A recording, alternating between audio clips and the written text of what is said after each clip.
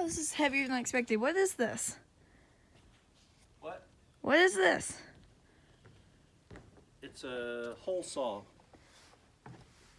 It was a hole saw. Why is it laying in the gravel?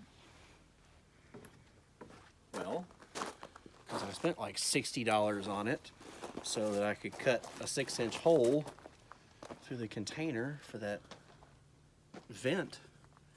And it lasted about 2-3 minutes.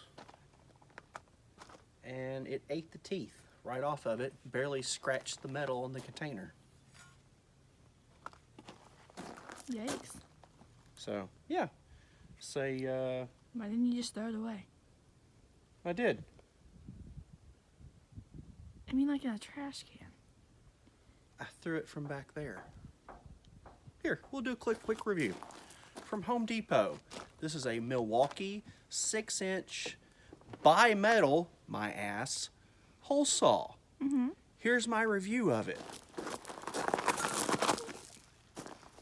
There, I threw it away. Happy?